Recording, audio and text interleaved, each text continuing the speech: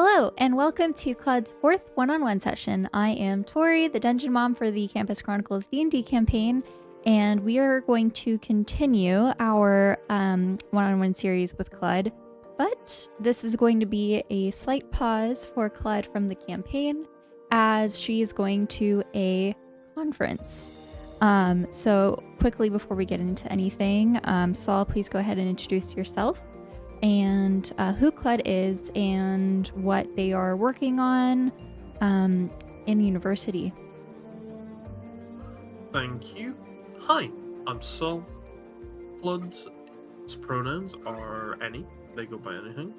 They are a Warforged Artificer who works as a researcher inside of the University of Andorra, underneath Professor Eyja. Cludd works on various bits and pieces and has decided to go help the professor in a tech conference in the capital. All right, thank you so much. So to give you a quick recap of what happened since Cludd was in the D&D campaign, the group was in the forest trying to follow the mysterious students who died until Night Mother began to speak through them. And you all witnessed something that was very, very dramatic, where she forced someone to break their own hand. And after this little encounter, in which you also actually got to see Riki, who is currently gone from the campaign.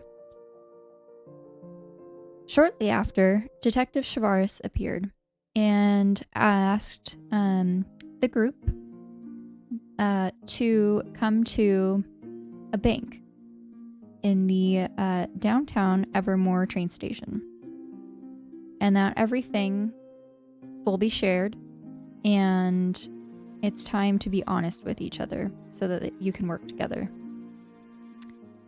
As you all went to the bank the next day, you discovered that it was not just a normal bank.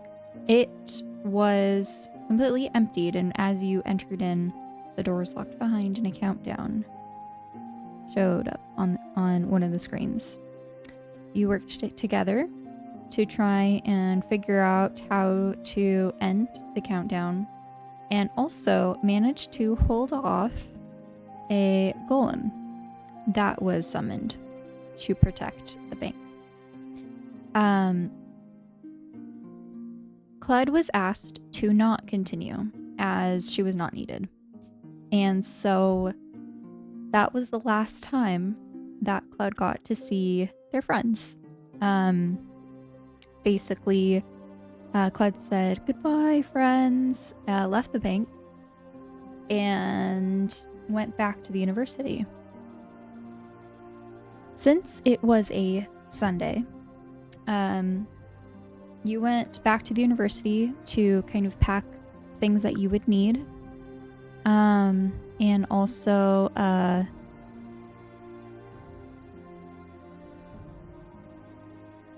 help Professor Eyja continue packing for whatever is needed for the conference. On Monday, you left Evermore sometime in the morning, along with the other conference attendees from the university. With you is Professor Eyja, and also Professor Escalade, Miss Ravenwood, and one Beatrix Knightwood. As it was the most convenient, a train car whole compartment was purchased for all of you, and you made your way through Andorra to Astria. The conference has an adjacent hotel in which you were staying. And so Professor Eyja kind of mentions all of this, helping you through, trying to get you settled in.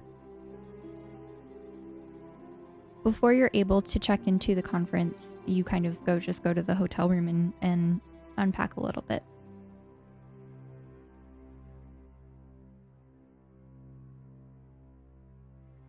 You see, well, I'll have you give me a perception check in general for the train car and an insight check on Beatrix. Ooh. Right. I shall roll my perception first. Ooh. I got a 15. Okay. And for insight, I got a 19.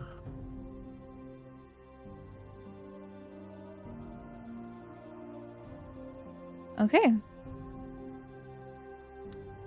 Let me see. I forgot to put up roll 20.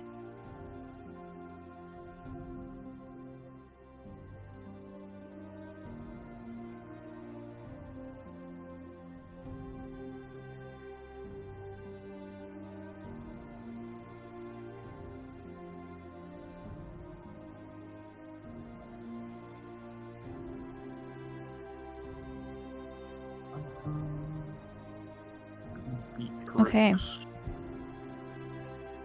With a 15, for the train car ride, you notice that, for the most part, things seem orderly. However,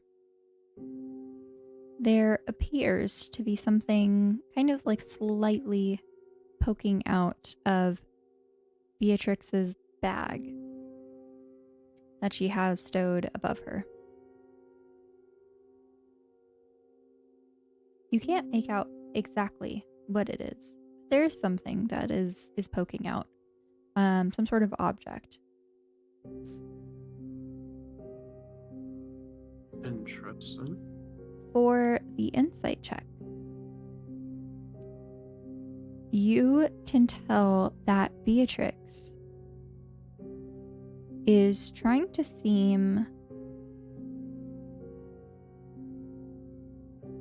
unbothered, just like focused on her phone, and maybe a little bit like aloof. And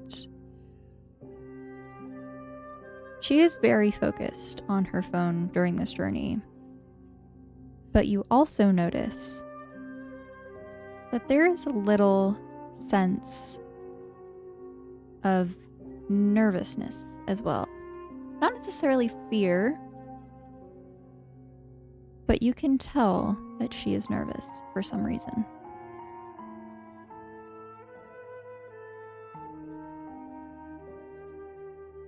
Interesting. Oh, that's bizarre. Is there any general conversations you'd like to have during the train car, during your journey? Cludd kind of just acknowledges Beatrix, keeping an eye on her every now and again, but we'll kind of just... When you speak with her, she's very friendly. Almost as if you two have known each other for quite some time. Well, yeah, Cludd and Beatrix, they go way back.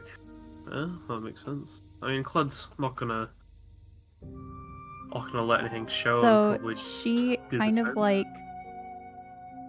also like teases you a little bit as well. Not something that people would do if they don't know each other very well either. Teases in what way? Just kind of making playful jokes? Yes. Oh.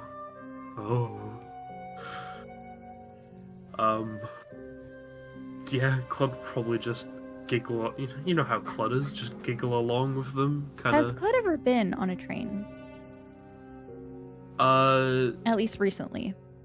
no, I think this is their first time, so yeah. All right. Cludd's just feeling kind of the vibrations of the train kind of rattle up their chassis and just kind of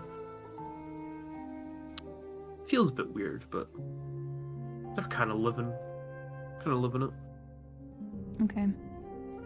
All right, so continuing on with our conference, you managed to make it to the hotel around 1 o'clock, check in, and go to the conference area. There is a check-in booth. Professor Eyja kind of like handles this because she's the one who did the registrations, but she's kind of staying a little longer than the other people when she's trying to get the information.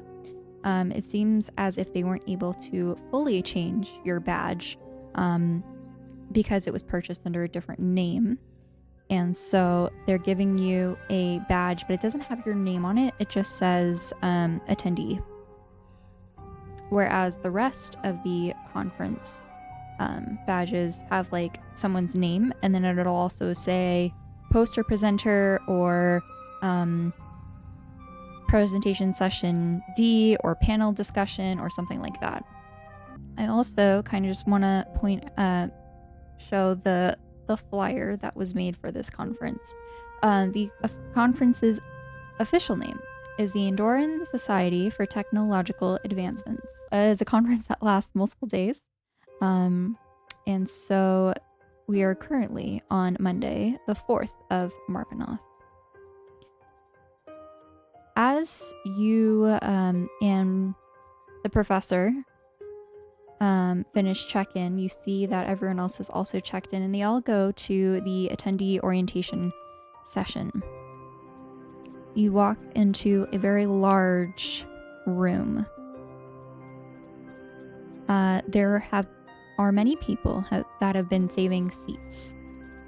And this group of people looks very, very different than the people that you have been interacting with.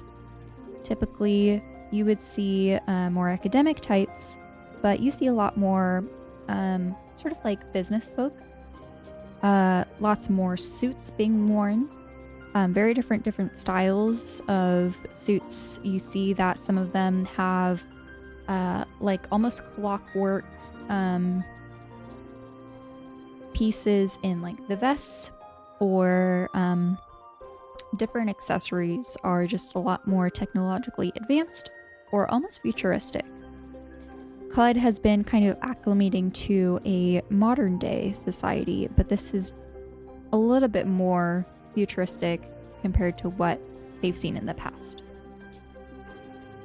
I would like for you to make me a perception check for this area as well. All right.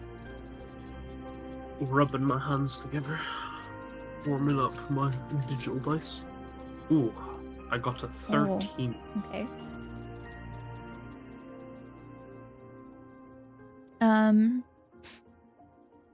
What you see is you're trying to look around to take in the surroundings.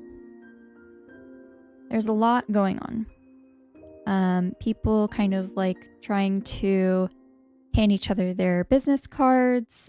People, some on the phone. Some people are watching holographic videos on their phone or spell phone, you know, things like that. You don't really pick up anything too much other than the general, except that there is a rather tall figure in front of you wearing a kind of like blush buttoned shirt, some green pants, and they have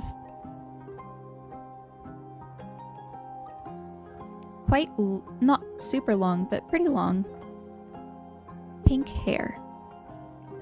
Kind of like a bubblegum pink. And they're standing in front of you. You see that there are these two ears that stick out on either side. And they are talking on the phone. You don't necessarily see exactly or hear exactly what they're saying, but you do see that this figure is in front of you. Yo, they're awesome. Holy shit.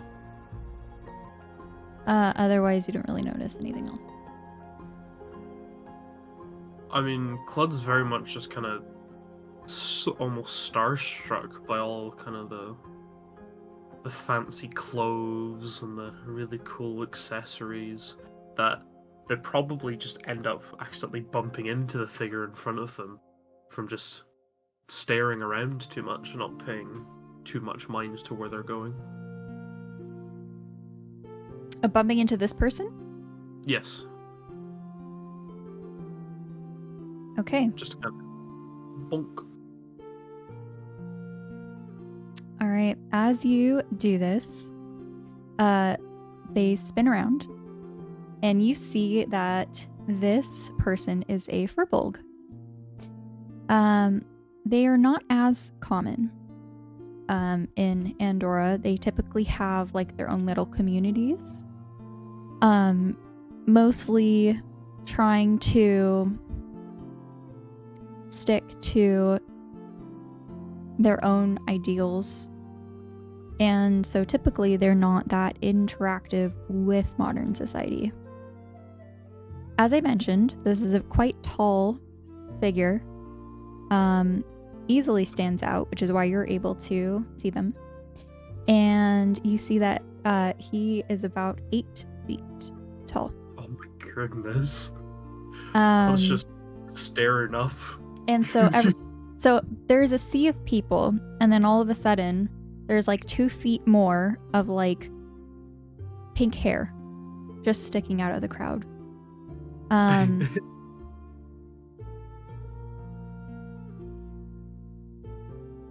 And as you kind of like bump into them, they spin around and... Oh, so sorry. Did I bump into you? Such a good voice. No, sorry. Hi. No, you didn't bump into me at all. You look really cool, by the way. I was just kind of staring off at all the cool text things Oh, here. yeah. The pink hair is actually quite rare with my kind. But I've been bumping into people all day, and I feel pretty bad. Well, not Oh. completely bad, because I don't like most of the people here. Do you not? Technology's ruining our world. How's that? That's a very interesting mindset. I'm very curious as to why. We need to return back to nature. Like, how far back? All the way.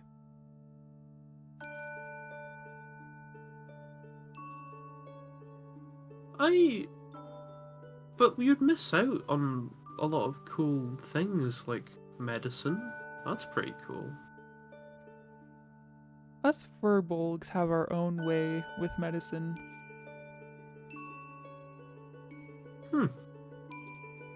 Herbal remedies. We even have our own doctors.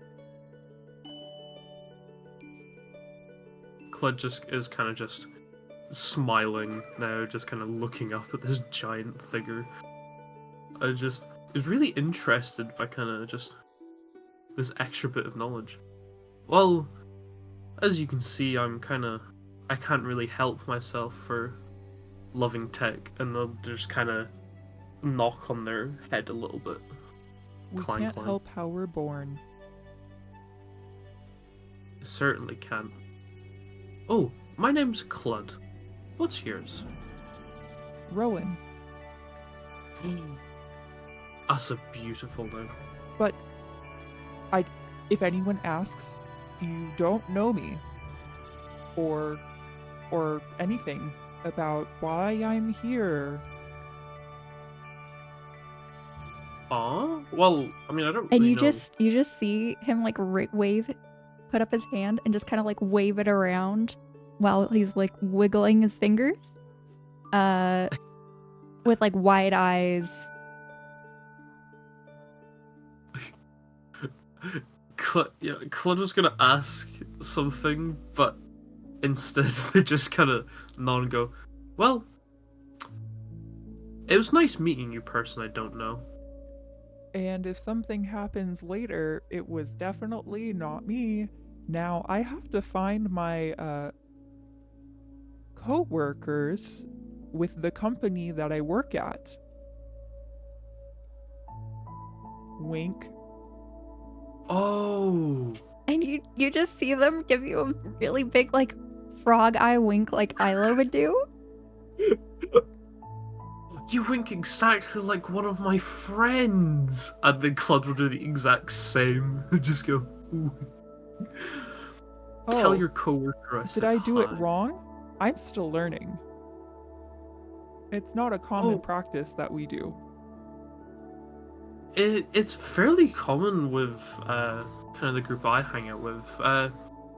But yeah, I have a friend. Their name's Eyja. It's only been like half a day. I really miss. Oh, I really miss. I see security. I'm sorry. I have to Oh yeah. apologies. No, it's okay. Bye, person I don't know. And Cludd will And wait. they just kind of like scrunch down a little bit and try to make their way through the crowd closer to the presentation stage. Oh, so many interesting people here. I'm loving this already. That just kind of mutters to themselves as they'll try to go find the professors, kind of their little group. All right. They have you haven't gotten super far away from them. You see that most of the group has went off and found some seats, but Professor Eyja is kind of like standing like at the bottom of the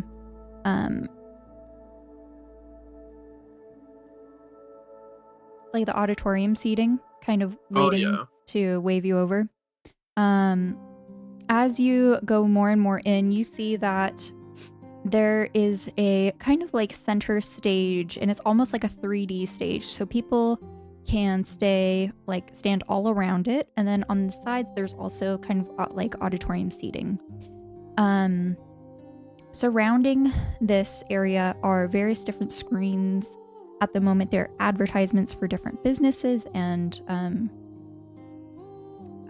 corporations that are mostly like technology based. And you see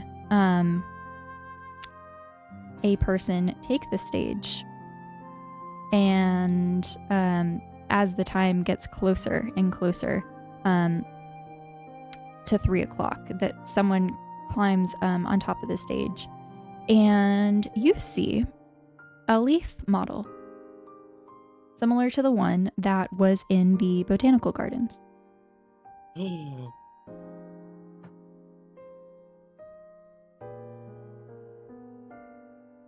Hello, and welcome to the Andorran Society for Technological Advancements at the Astria Conference Center, also known as ASTA.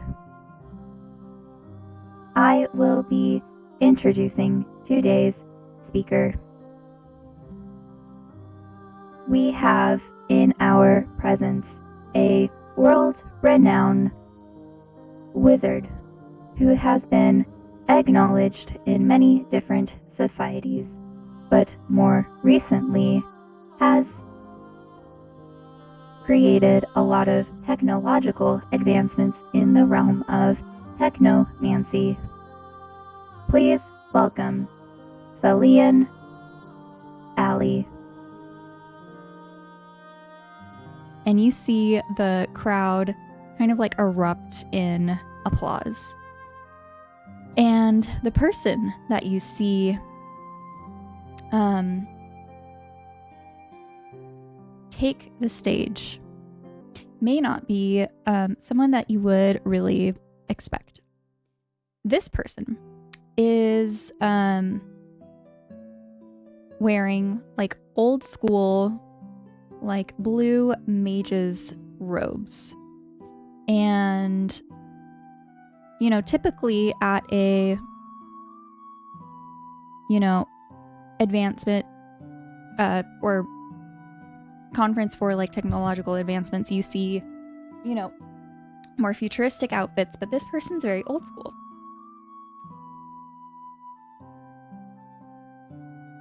Interesting. Oh.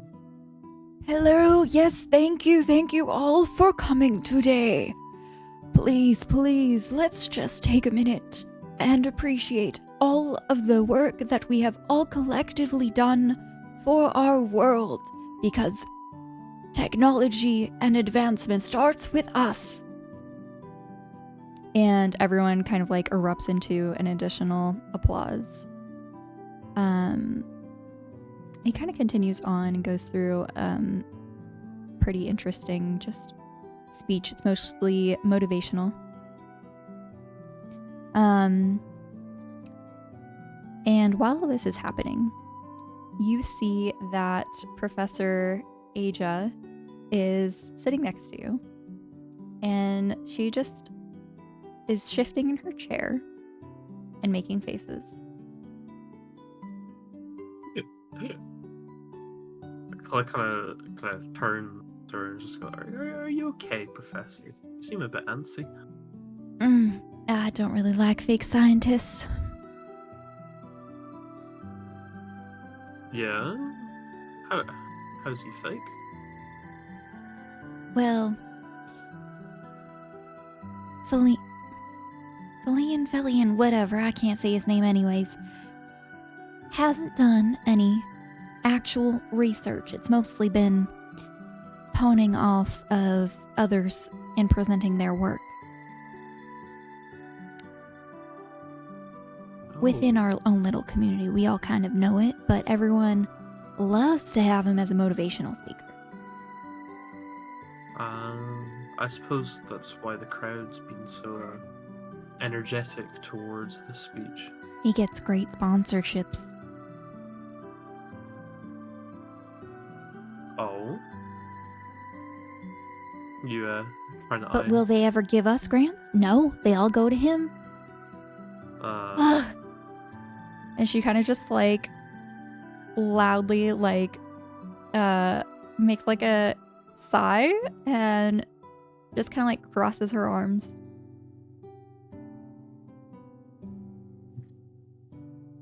You see Beatrix kind of look like lean over. Do you want me to do anything about it? I always have a trick up my sleeve.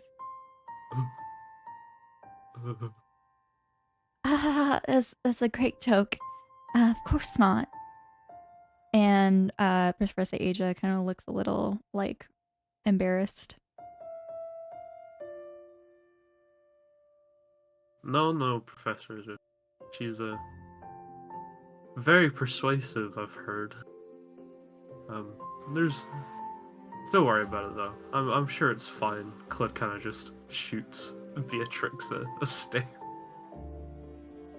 See, I don't really like violence or like confrontations.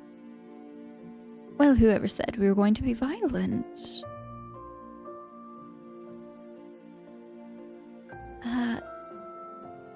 Maybe we should just focus on the presentation. That sounds like a good idea. The day continues with the end of this orientation session. And then some more speakers come up for the continued general sessions. At 6:30, there is a reception where typically this is more of a meet and greet kind of thing. you are led to a different area, more of like a general opened room. It's almost nightclubby. Oh. Ooh, that's pretty though. So you kind of continue with everyone else over to the reception. And you see Beatrix start to head off in a different direction. What would you like to do?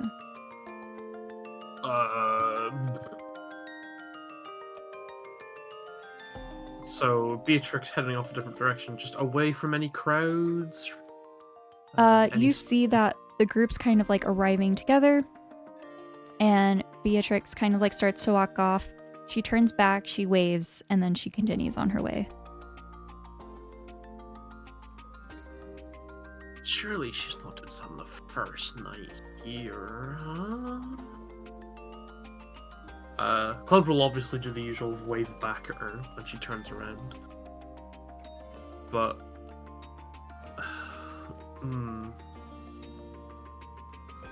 I should say probably first off, is Cludd's friend but not friend anywhere about? Just to have him, just to see if they're still here. Go ahead and give me another perception check for me, please. That's a 14. With a 14, you don't necessarily see him right away. But Professor Eyja introduces you to several colleagues and people who she's collaborated with. And later on in the evening, you manage to spot the firbolg.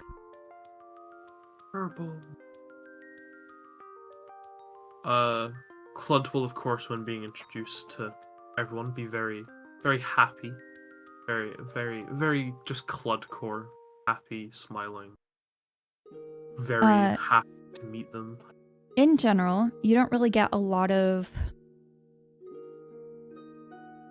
like attention, people staring at you as much as normal like happens in your like regular functioning life or when you visit places. But Professor Eyja's colleagues are very interested in you once she kind of explains your history, and then listening to you speak. As you know, in comparison to the Leaf models, you have very different kind of like speaking tone is very different. The style of speak, and also just the fact that there is kind of like personality and more like consciousness of self that they're very intrigued with. Cludd will forever be a spectacle sometimes.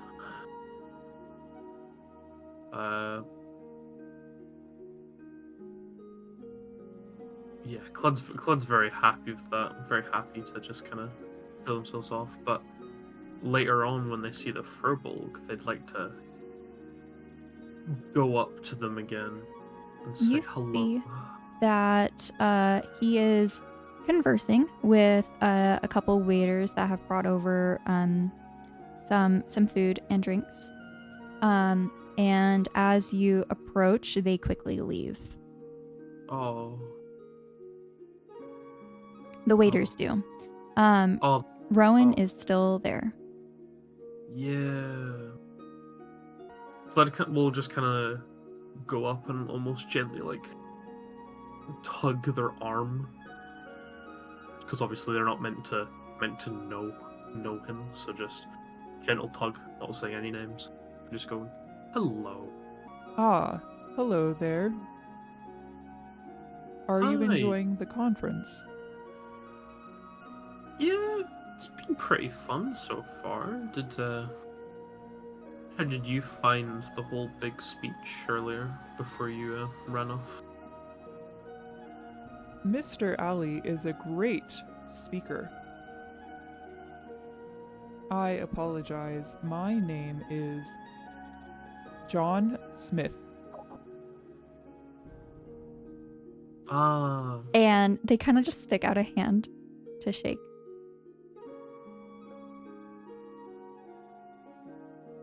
Cludd kind of just is a little bit puzzled at the name change. We'll kind of just kind of like squint one of their eyes at Mr. John Smith and shake their hand a little I bit. even have a business card.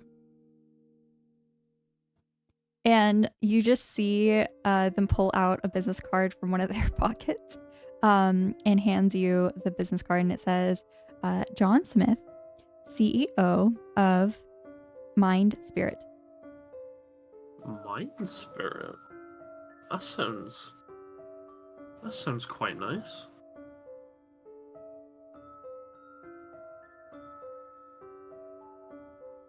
Yes, we even have our own booth. It's supposed to be the best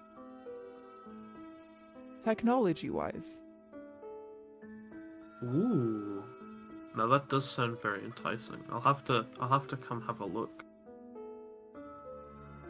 We are having our showcase tomorrow at 11.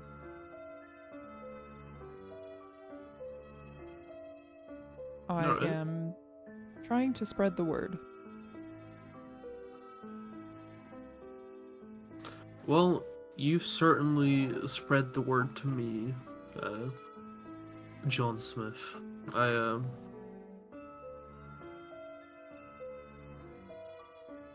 appreciate it. I will see you there, I reckon.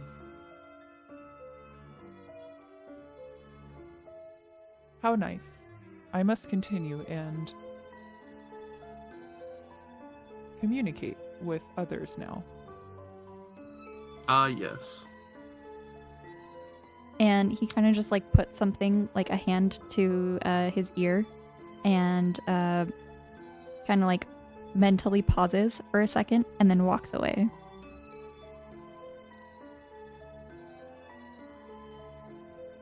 Cludd's so confused. Like, they're obviously hiding something. Because, you know, the name change. But is there anything, like, special with the what's it called? Business card? Like, flipping it over, having a look? It looks like a pretty standard business card. I will say you can go ahead and give me an insight check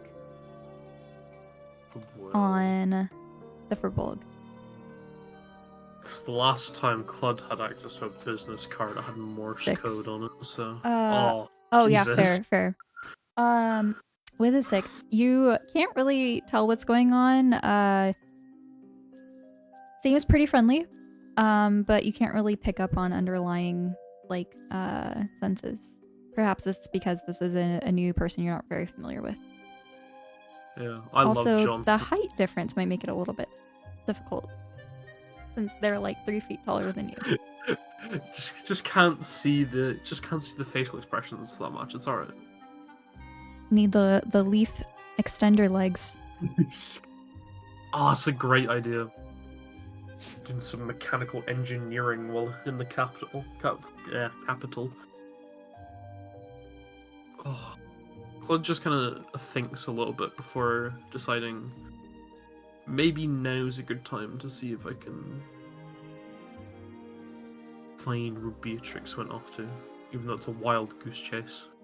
No, I will have you go ahead and make me a new perception check.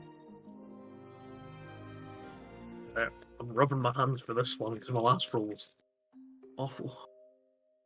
It's about 7 o'clock. There's 30 minutes left in the session. As you look around, you kind of make your rounds and you do not see her. Yeah. She's fucking skedaddled off somewhere. Alright.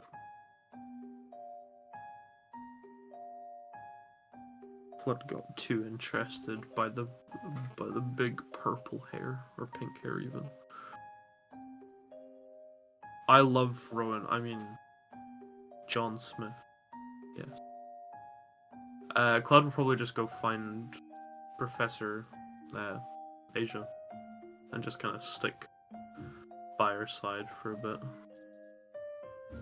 You see that she's off in a corner, kind of sipping some tea she managed to find.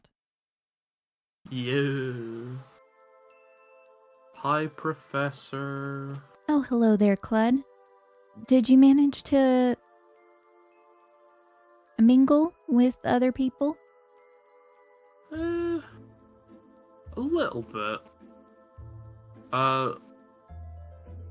I mean, it was only really one. A person named John Smith. That seemed pretty interesting, and John Cludd Smith. will show the what do you call it, business card. Mind Spirit. You met the CEO. I've I heard did. he never shows up to these kinds of things. I had my hand shaked and everything. Interesting. He's supposed to be real shy. Only shows up at board meetings and things like that.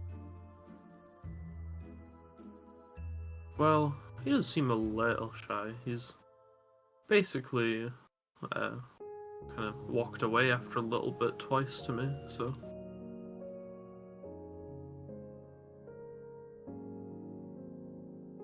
How about you, Professor? You've, Oh, I'm doing alright. I just needed a little break. Been on my feet all day, you know? Yeah. I know it can get tiring, but not for me. And Cludd will kind of lift up their foot and kind of go. Gunk, gunk.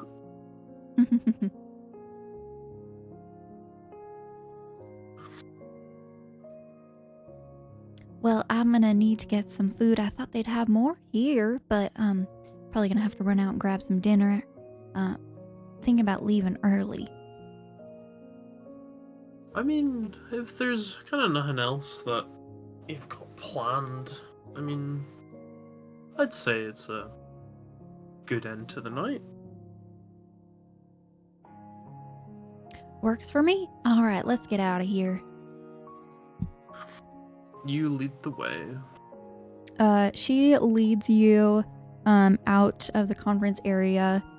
Nearby there is a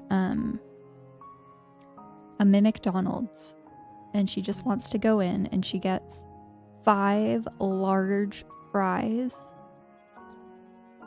and a chicken wrap, and she just devours it. But you see her eating the fries. She gets every single sauce, and she gets 5 different sauces, 1 for each of the 5 large fries. My God, I never would have thought that that would be something she would be really into. That's Oh, awesome. it's not a normal thing. It's just like a tradition I like to do. Oh, I don't really eat fast food, but this is like the one chance that like I get to. making the most of your time out to the capital. Absolutely. I mean, you are very busy a lot of the time, aren't you? So. Well, I usually don't even leave campus. You know, Professor, I feel like you should consider taking some form of leave at some point, because you do deserve to have your own personal time. Oh, I do. I teach my pole dancing class. Oh, that's right, you do. I forgot about that. But typically it's like a directly there and directly back. That's not really... I am sure it's somewhat rejuvenating, but I feel like you need a bit more.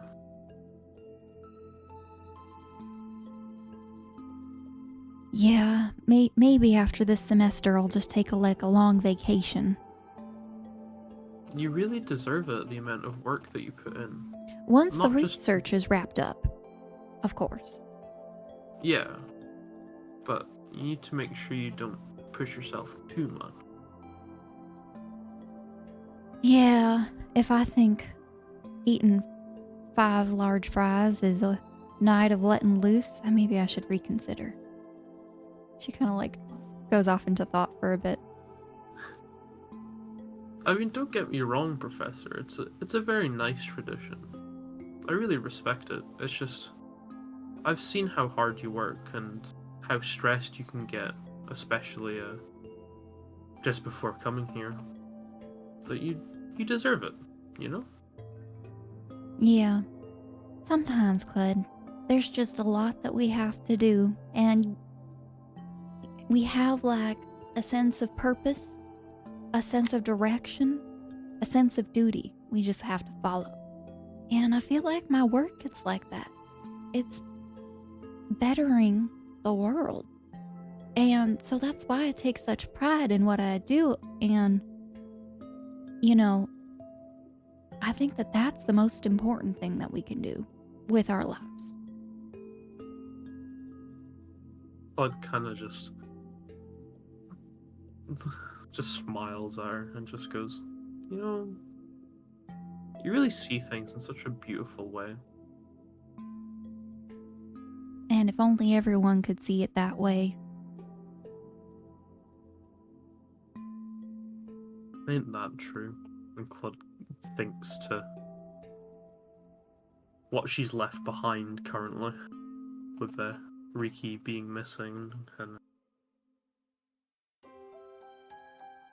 the whole, shebang. And it kind of causes their face to be an almost mix of a smile and a frown.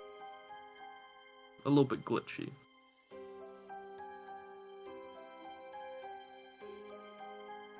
Everything all right? She kind of like looks over to Cludd. Oh, yeah. I'm okay. You've just got me thinking is all. All right, well, if you ever need to talk to someone, I'm here. I know. You are the best for that, after all. Well, I don't want to be too pushy. But sometimes it is good to talk about things. And you've kind of gotten me to open up a little bit, so I appreciate that. I need that push sometimes also.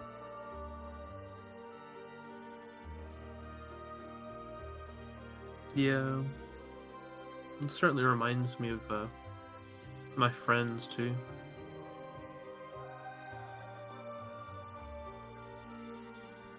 Cludd just kind of giggles a little, thinking of Marek and Eyja just kind of going back and forth at each other.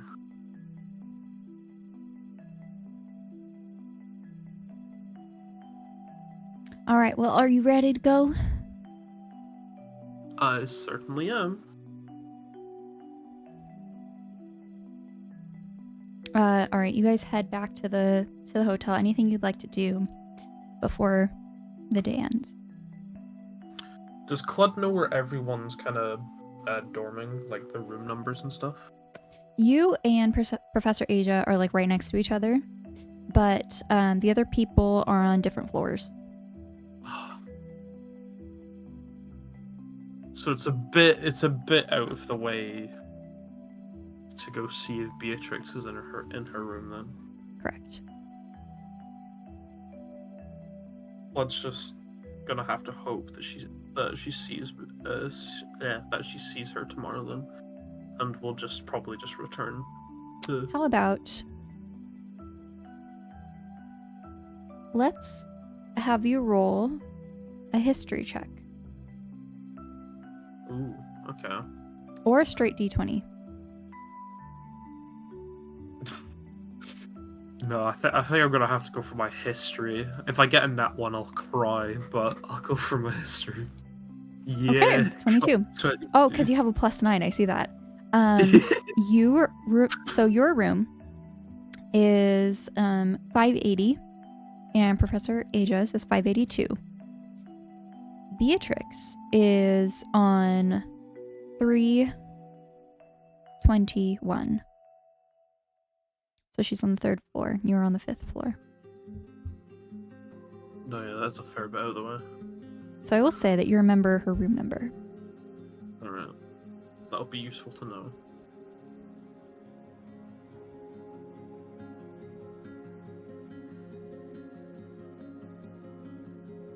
Yeah, I suppose Cludd will probably just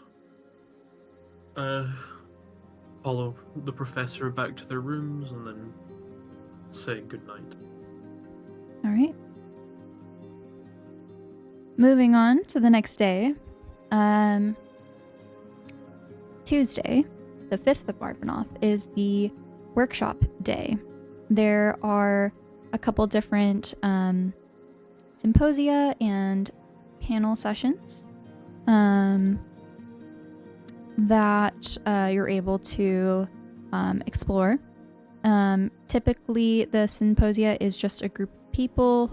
They are discussing different ideas and new technological advancements for the past year of major things that have been discovered. The panel discussion is to discuss a specific topic. People can there is a general amount of questions that they answer, and then the audience is able to ask various questions, during which things go fairly smoothly. In the morning, I will say you do not notice the firbolg. Oh. Rather easy. He is to spot in a crowd, but you do not see him. But 11 o'clock rolls around for the industry and science showcases.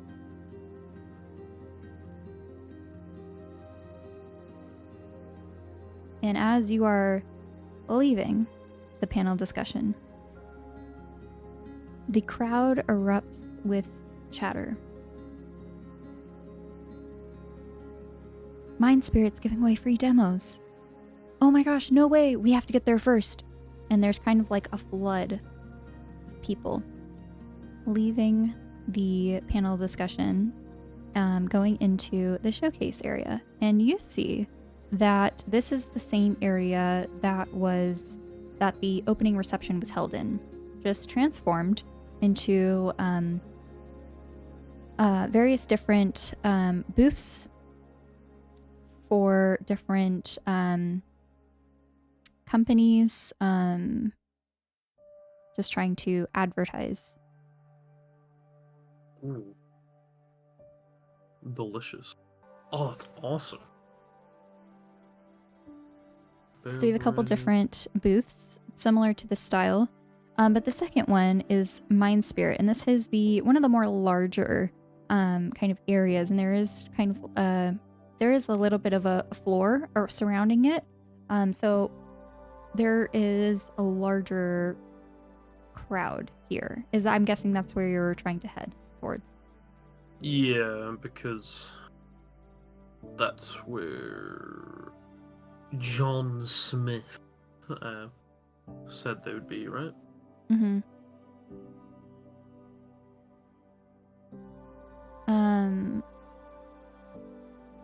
As you're making your way over, you feel a tap on your shoulder. Oh. And it is one of the information people. Oh yeah.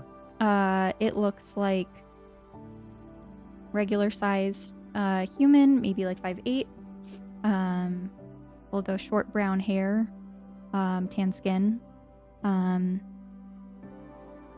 And they say to you, "Excuse me, I have been told by a person named Rowan to ask you to avoid the Mind Spirit booth. They send their regards." Oh. And he quickly disappears into the crowd. Oh.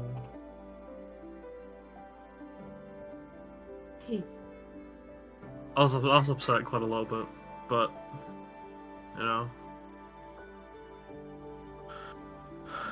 I guess Cludd will not be trying any 3 demos.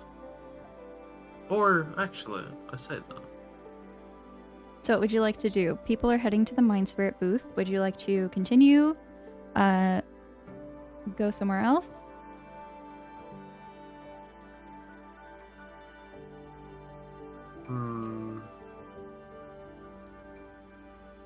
Well, how long is it? So it's just hit 11, basically. Yes. Let's just come out with a thing. I suppose what Cludd could do is just walk around some of the other stalls for a bit, because they are pretty excited to see some of the cool techie stuff, and Okay. then maybe near the end come back and see if things All are right, going so on. you head to one of the other booths, and around 11:30, you feel like an earthquake. The building shakes, and you hear people screaming.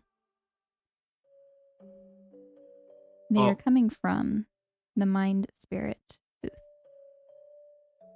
And you hear people kind of like running away, saying, "It exploded! It exploded!" Security is rushing to that area as people are fleeing.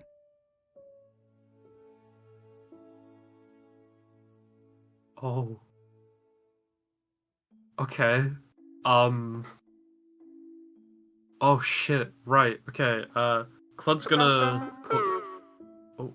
We are experiencing a You need to turn fire noise pressure off. I can't hear emergency. Please exit through the nearest exit if possible. it. Nearest exit. And it just continues to loop. Okay. Can Cludd ignore that? And yeah, Cludd would like to go against the flow and trying to reach the stall. All right. You manage to push your way over.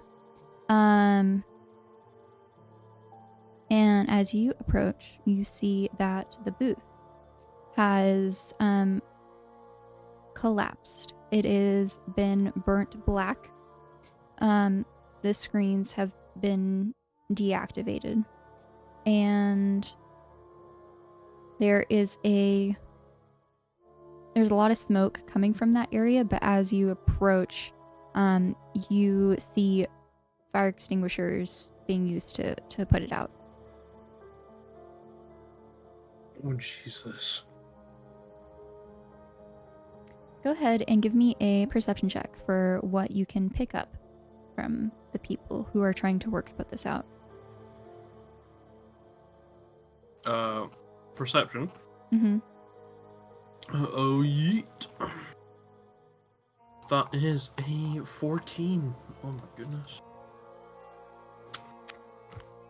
I will say, you hear someone say, "Those damn eco warriors."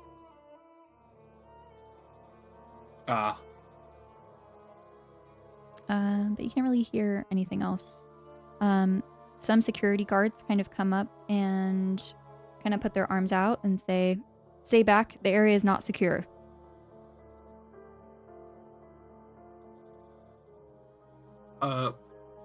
Cludd will just say, "Hey, I can help if need be. I am trained in multiple situations." I just try to offer help. We have the situation handled. Okay. Cludd will, I guess, just. Have they just pushed them away and started tending to it, or are they actively trying to push Cludd? It's almost the fire's almost out. You do see that there are some people that looks like they have been hurt that are on the side. They're also being given some first aid. But as they're kind of wrapping up here, you do see that there are some emergency service personnel arrive in uniforms. They bring, various different kits. The crowd has pretty much almost left this area for sure, and is closer towards the exits, almost completely evacuated.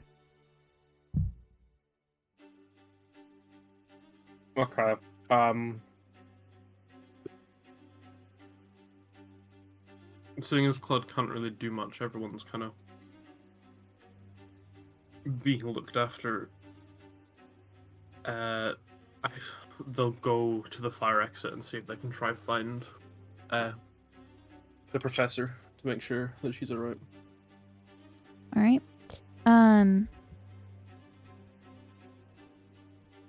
You make your way outside, following everyone else.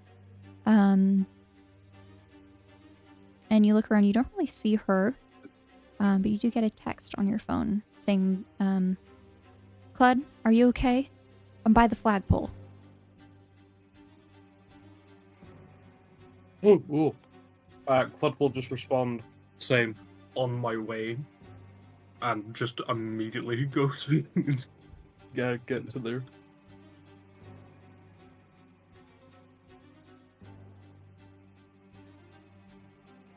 All right. As you arrive, you see that she's like looking at her phone, looking around, looking at her phone, looking around, and she kind of spots you,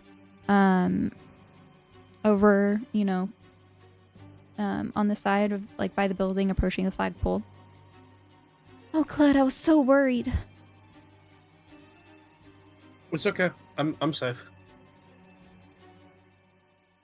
Do you know what happened? Not in detail. The security people said, "Damn those eco warriors," was it, or eco fascists? That would make sense.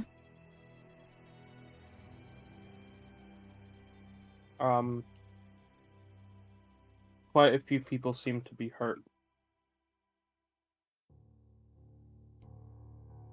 I heard someone say they saw screens saying "Down with technology, save the planet." Before the explosion happened.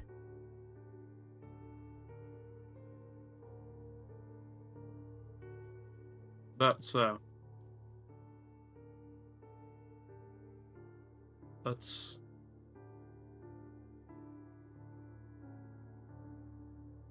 that's not nice. I don't. Clud's just trying to process and just kind of rubbing where their temples would be.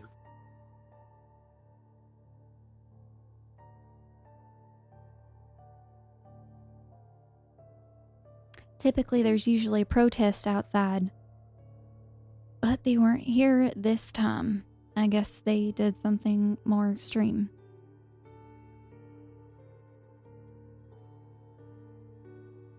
Judging by, I'm assuming it was an explosion. It felt rough, and a lot of the area was kind of eviscerated.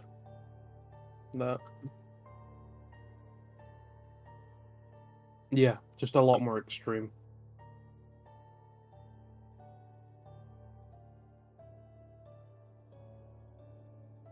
Anywho, hopefully we can go back in. I don't really want this to ruin the whole conference, but we'll have to see, I guess.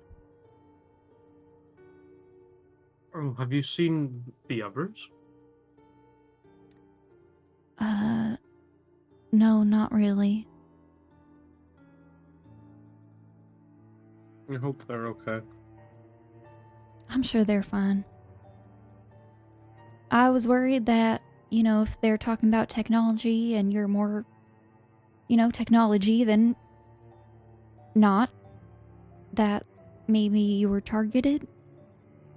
I'm just glad you're safe.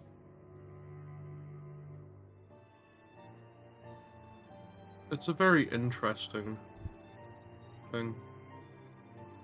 But I don't know. Something about it just feels strange to me.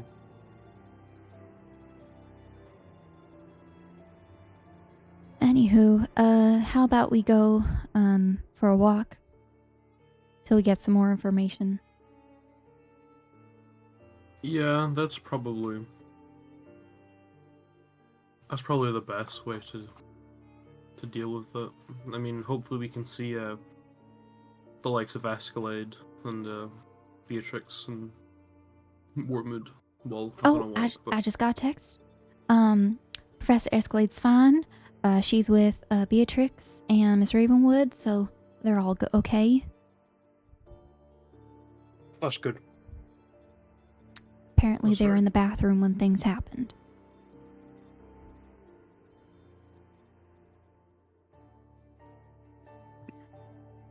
Christ.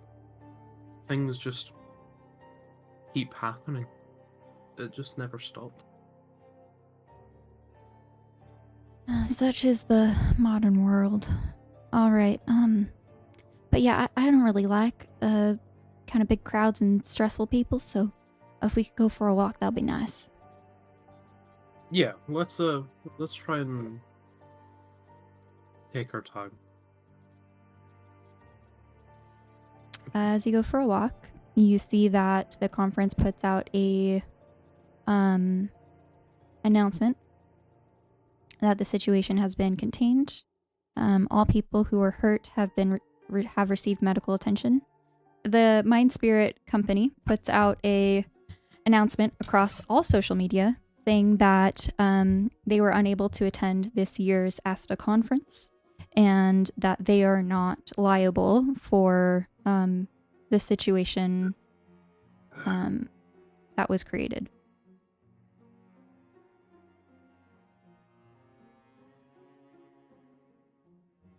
Oh.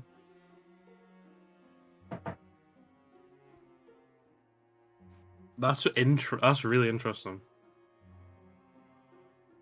Okay. This comes from CEO John Smith, who is currently out of the country.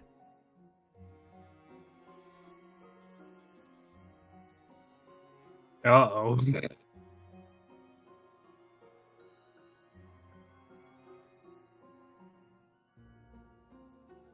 Just gonna hope Professor Eyja doesn't talk to Cludd about that one. But would they have a spell talk? Because Wait, I sorry? imagine Cludd. Would the company? You said all social media, but would they have a Yes. spell? If you go to Spell Talk, you see that there is a message from John Smith that is saying this information. You also see that John Smith is a human with blonde hair and blue eyes.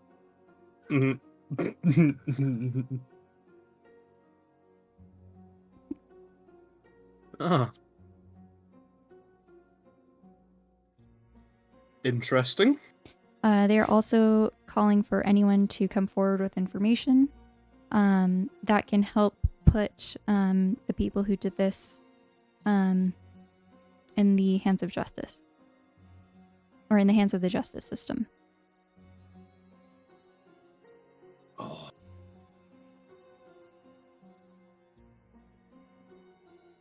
I might have to leave an anonymous tip, maybe. If possible. There is an anonymous tip line.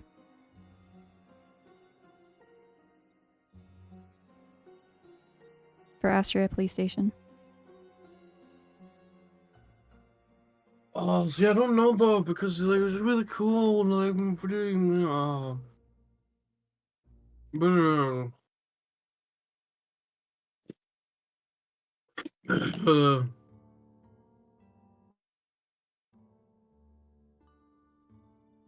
okay.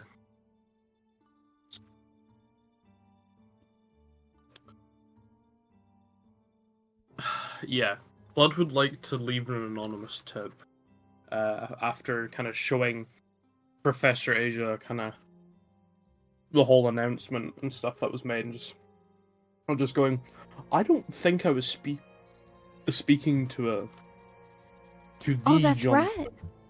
You said that you were speaking with the CEO.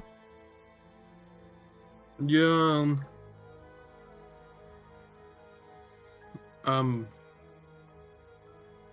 Definitely not the real one.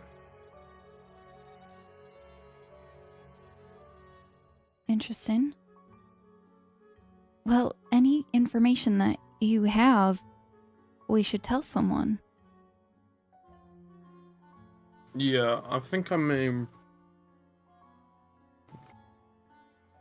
phone the authorities. I mean, it's your choice, but I don't know. It feels weird.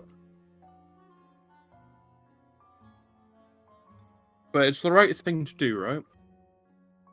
yes, I agree.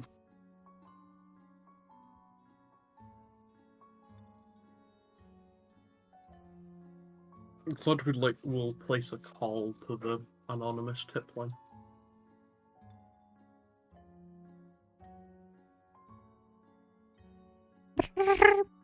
Hello, please state your reason for your call. If this is an emergency, please call this emergency helpline. I would like to make a tip in accordance with the... Oh god, I forgot the name of it. Transferring. Oh. Technology is wonderful these days, isn't it, Professor? Oh, yes, I agree.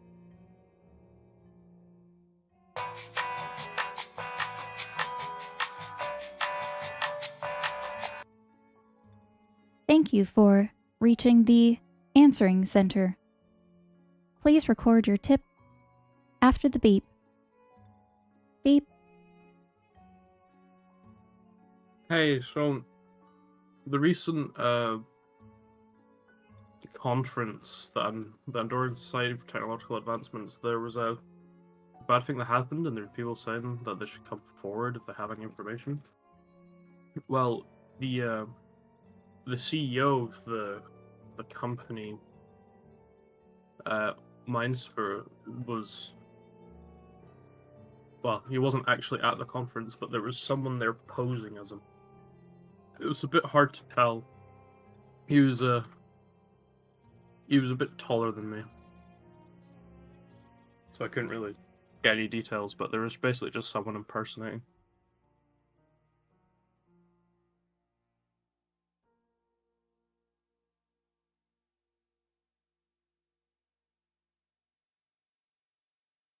If you'd like to leave a callback number, please enter it now. Otherwise, you may hang up.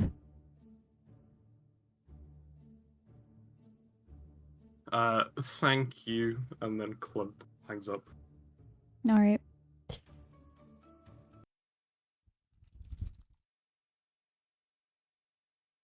Well, I hope they catch whoever did this. I'm glad no one was killed. Professor Eyja kind of like turns to you. Yeah, I don't think anyone was. I really hope not.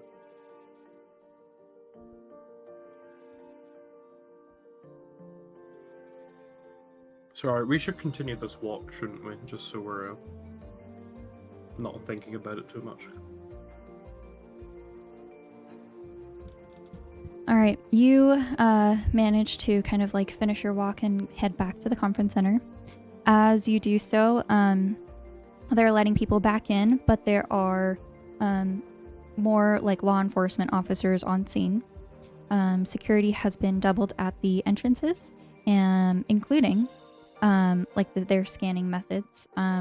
They are now having all security wear specialized sort of looking glasses as people are walking into the conference center. Oh god. The area where the Mind Spirit booth was located has now been kind of like fenced off, so there's kind of like a little makeshift like standing curtain kind of thing just blocking that area. But all the other booths have been unharmed.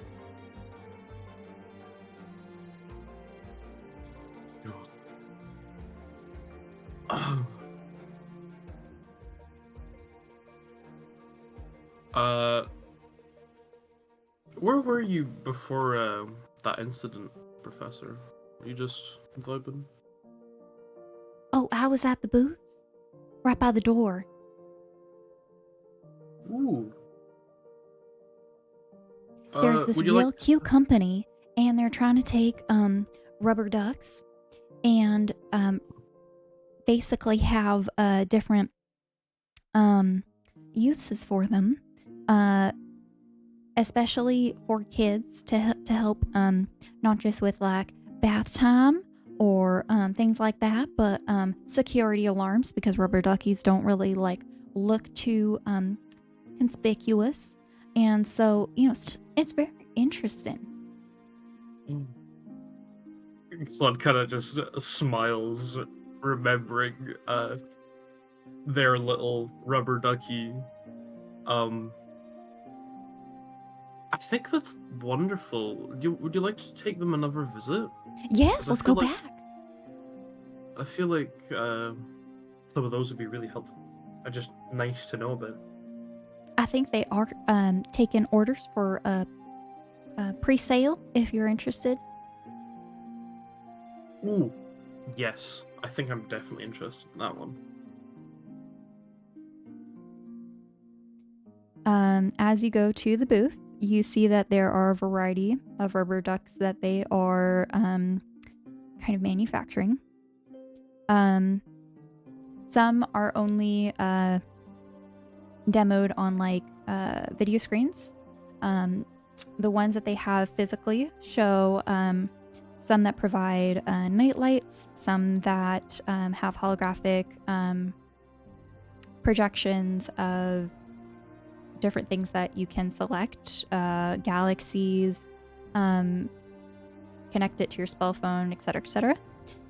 Some are like a little a massage ducky, so it vibrates, and so you can put it on your shoulder. It'll stick to that muscle and it'll massage it for you. Another one is like a siren, makes like a siren noise when activated, or motion activated, stuff like that. Oh, that's so... Cludd's just engrossed in just all of these uses, and just staring at like all of the displays and each individual physical one as well, and just like, oh.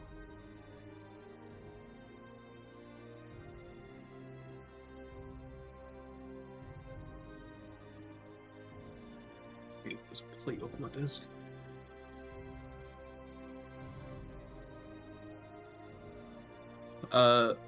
After looking around a little bit, Cludd kind of just goes to one of the people manning it and just goes, "Hello, friend." And this is to someone at the booth? Yeah. Okay. The person that you see is you see this person, looks to be like 40s, 50s, slick back hair, dark brown hair, very like, how do I word this? Very intricately carved beard, and they're wearing like a blue, white, and black suit that has flame sort of embellishments. He has a pretty stern face as he looks at you, and he just kind of stares for a little bit.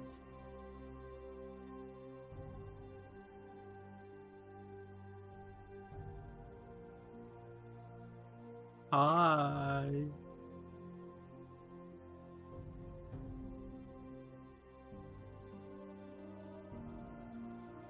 Hello. Excuse me, ma'am. Is your droid functioning correctly? Oh. This isn't a droid. This is Cludd. Cludd is a Warforged. Not very common anymore, very, very rare, but they're their own person. That's me. I am Cludd.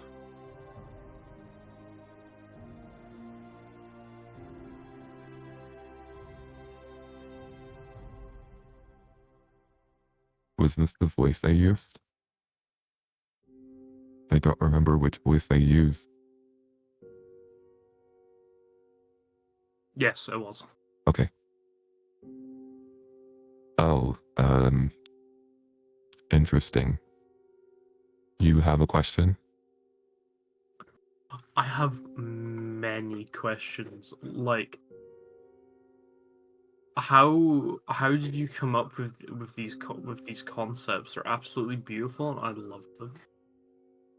Our founder is very fond of rubber ducks and has been her obsession since the beginning of her childhood. She has always wanted to work with rubber ducks to have them be useful in every single aspect of life. And so we are now producing our first round of prototypes for the public. And you can see them here.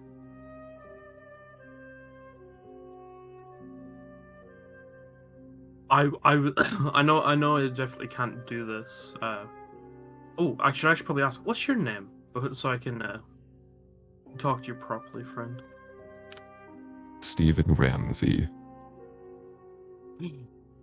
Hello, hello, Stephen. It's wonderful to meet you. I know it's not possible, but I'd love to meet your CEO at some point. Like, even if it's just far, far into the future, because I too just love rubber ducks, and like, Cludd will, without thinking, kind of reverse their arm. You know how Cludd does, and ow, I just hit elbow button, and just reveal their rubber duck, not activated, of course, but their rubber duck.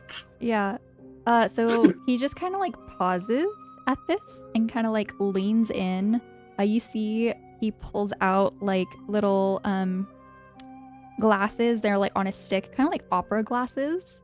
But these are much more like they look more like clockwork glasses.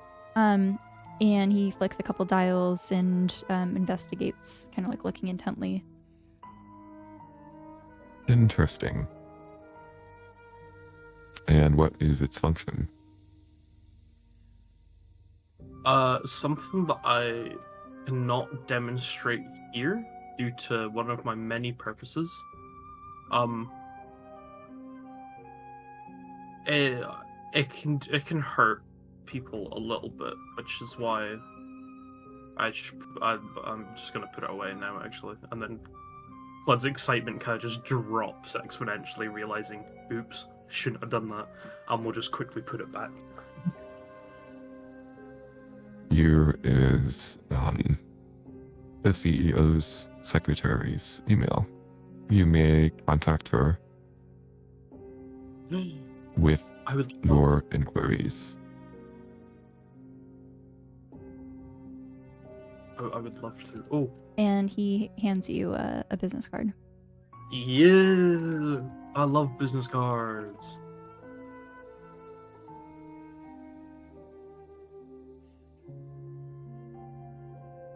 Oh, Stephen, I'm also gonna ask, how much does it cost to like pre-order like one of the sound alarm ones? The sound alarm ducks are 100 gold. I would love to buy like 2, please, or pre-order 2. All right, please fill out this form. And he hands you a tablet with some standard information. Scribbling away, got Cludd's first name and last name being 13. We are not collecting payment at this time, but when the sale is live, you'll be prompted to a separate site for direct purchase. That is wonderful. I'm very excited for this.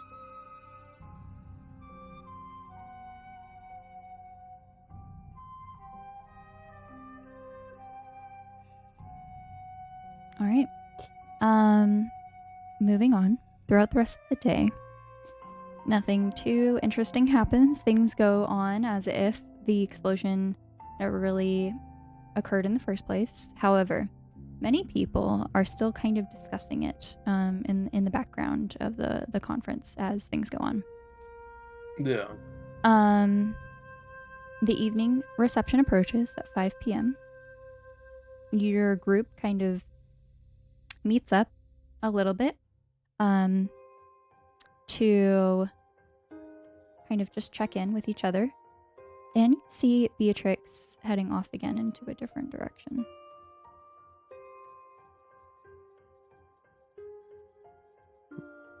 Sorry, can you repeat the last part? You see Beatrix heading off into a separate direction from the group. Are we in reception time again? Yes. Okay. I would like to follow her this time. All right. As you begin to follow her, go ahead and give me a perception check. Oh, delicious. I got an 18. All right.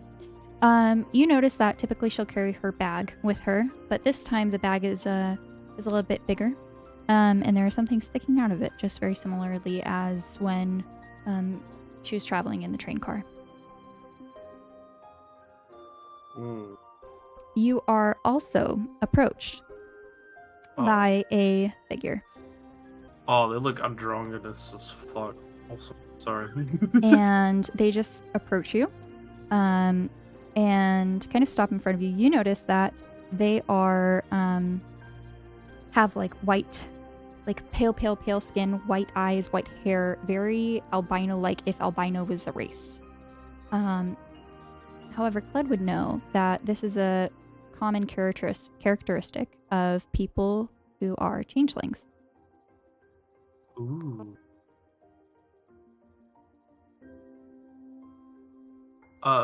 Sorry. Hello. Cludd just kind of not wanting to be rude.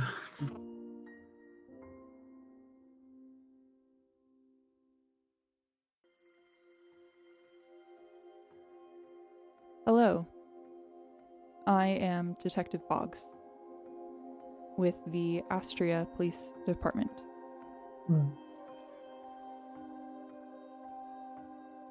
I was Hello. wondering if we could have a conversation. Yeah. Why's that? Please step to the side with me. Cludd tries to look over Detective Boggs' shoulder momentarily to see if Beatrix is still walking. And you see that Detective Boggs pulls out a badge showing that they are with the FBI.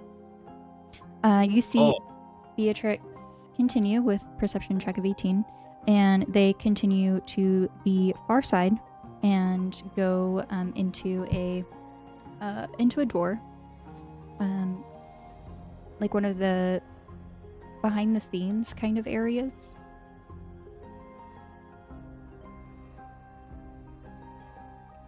Darn. Okay. Cludd kind of just gives up on that as Boggs flashes their badge and just goes, "Yeah, okay. I shall do as you say, and I shall, yeah." And Cludd said, the detective kind of like motions you to stand off to the side, just away from people.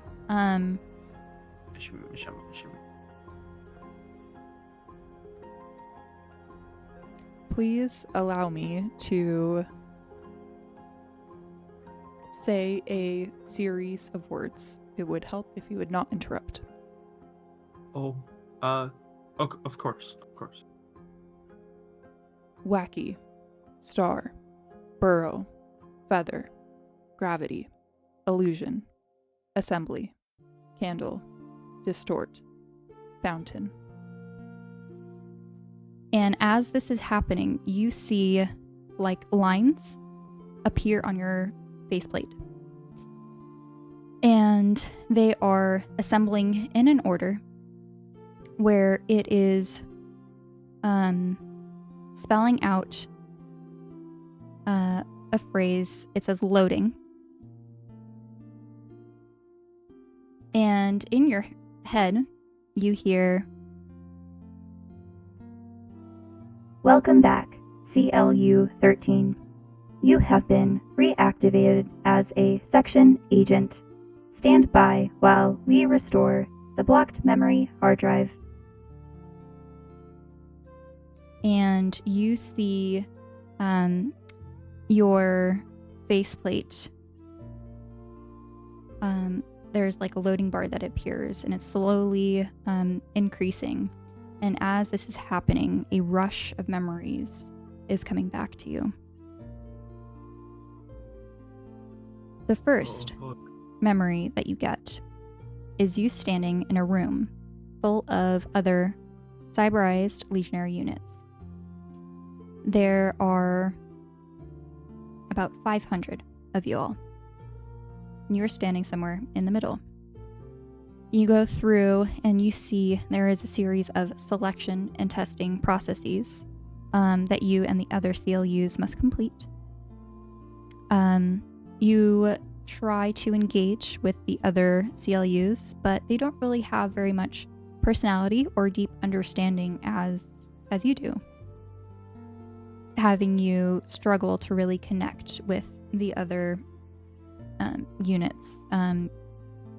You feel a sense of confliction, and in between these testing processes every day, you were able to go and reconnect with George. And having that moment to talk with George and visit him is a sense of peace among this odd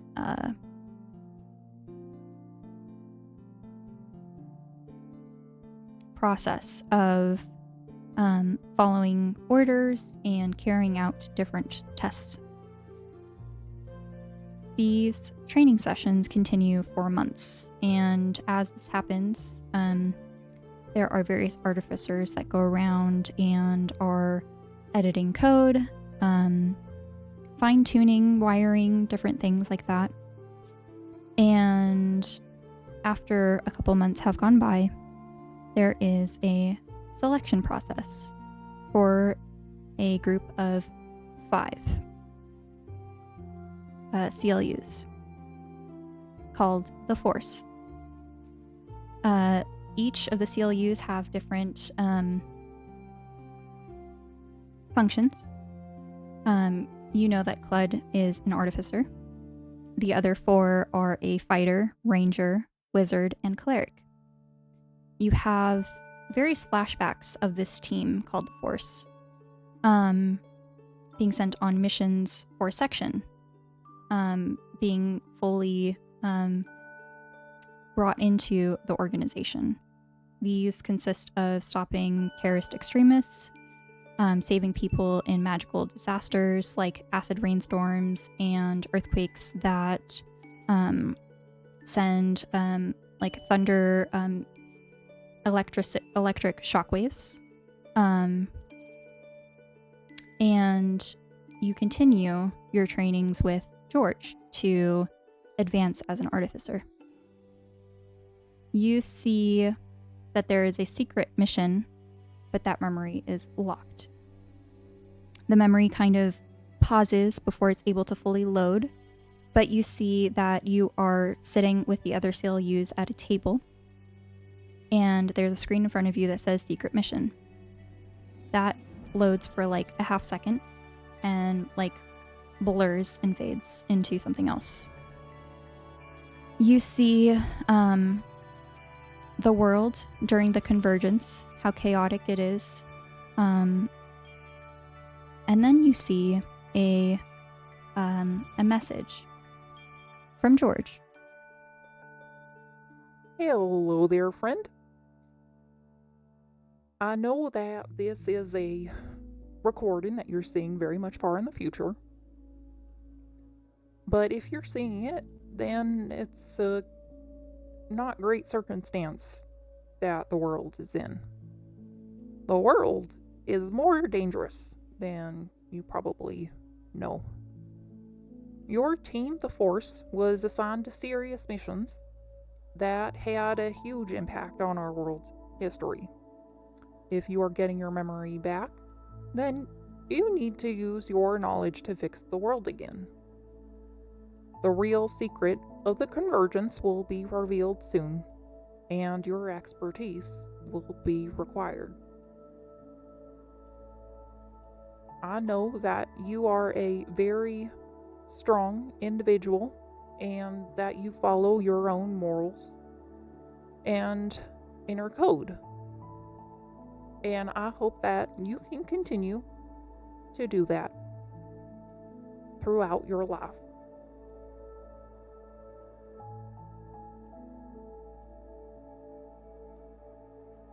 This fades, and you are back standing with Detective Boggs.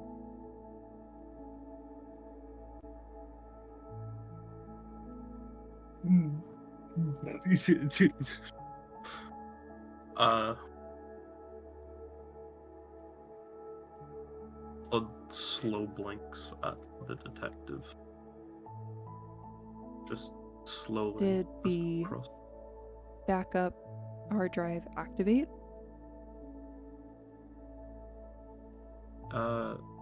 Yeah, it did.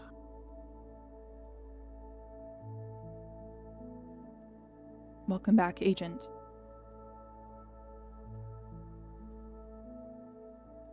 Your legacy is very well known in our organization. A hero to many. I look forward to working with you.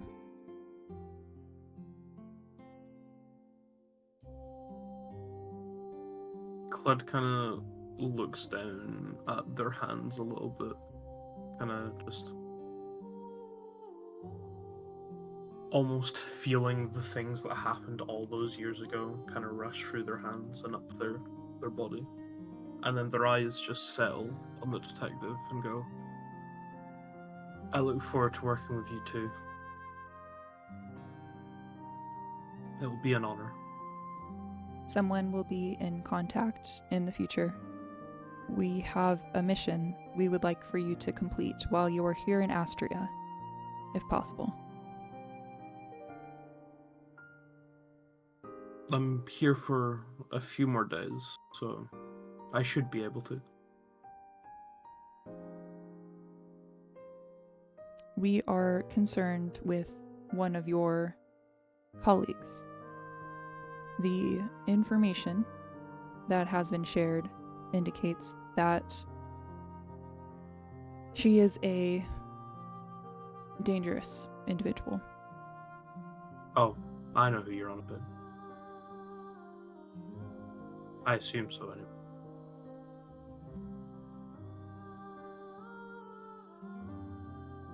If you have any questions, you may contact me at this number.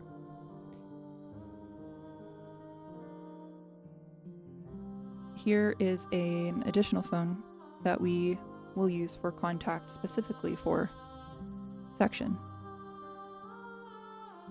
If you have any additional questions, you are allowed to converse with Professor Eyja.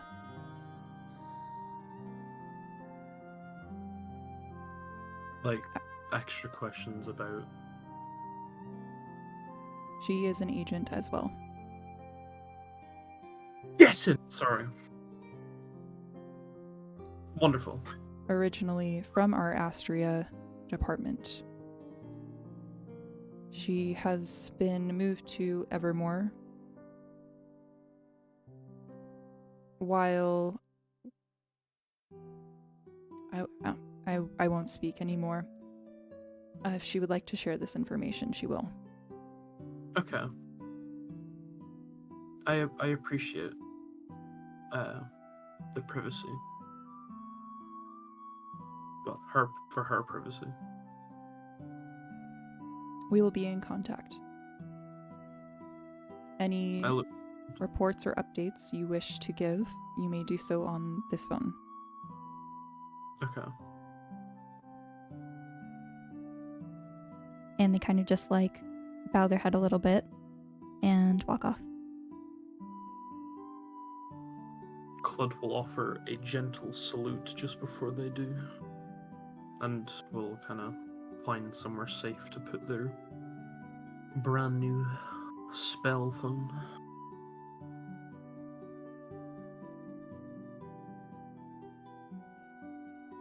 I will say, another thing that was unlocked during the memory is that there is a screwdriver-looking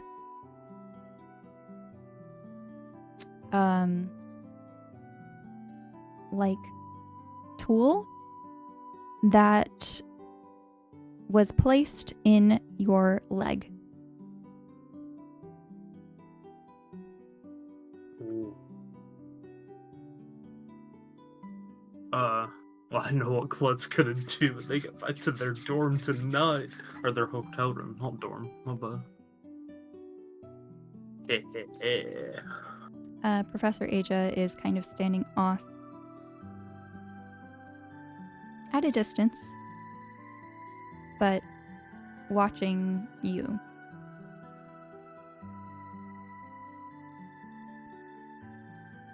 And she gives you a friendly smile. Cludd's just gonna walk over there and give and offer a hug.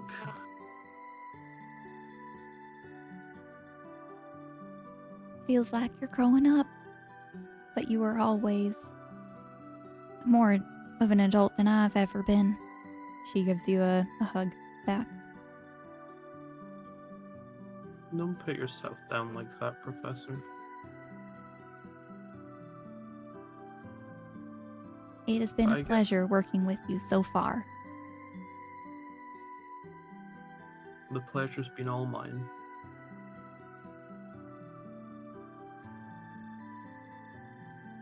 But trust me, I'm not going anywhere. Still gonna be the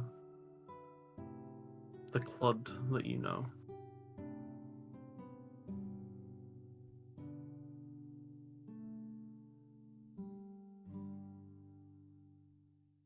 Well, how about we head out early? Yeah, We can have a conversation. I would quite like that. Would you like to get your 5 large fries and a sauce again? Oh, no, I ordered from a restaurant this time, some takeout. Ooh, that's very fancy of you. Like you said, I gotta treat myself. You're And she gives absolutely you a right. smile. Sorry. I just Gesundheit. smiled back. You guys head out and pick up the food on the way. It was a vegan Thai place. She brings it back to her hotel room and offers you to sit inside. You see her pull out something that looks like lipstick, and she opens the cap, and there's like a button that she presses. You see that it scans the room, like projecting a laser starting from the ceiling, and that goes outwards down towards the bottom of the floor. Ooh. Scan complete. Area secure. Well, That's a very handy device. oh, special issue. You'll probably get one as well. Ooh. I want to say welcome officially back to the organization. Yeah. Thank you. It must be a lot to take in. Yeah, I mean, I don't even know how quick I got all that information. It was just It was just quick. And you probably need time to process also. There's a feature on your faceplate that you can access these memories if you'd like to replay them. You can use your finger to select this.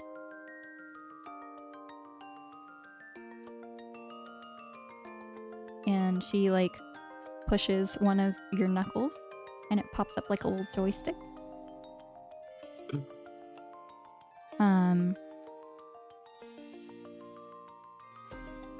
Section entrusted me with